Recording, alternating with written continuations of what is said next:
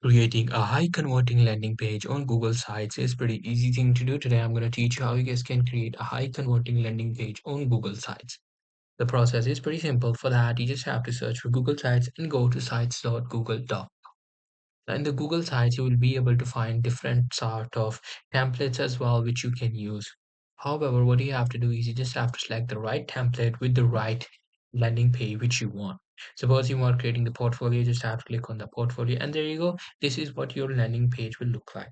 However, if you don't like it, you can actually build it from scratch as well, and you can actually buy the templates from other websites like Etsy or websites like Squarespace as well. So what you have to do is just have to be creative with it. Google Sites will allow you to edit or create website without any problem. Now creating it high conversion or high converting, it totally depends upon your skills, how you applied your experience in these things. So that's pretty much it. Hope you guys find this very helpful.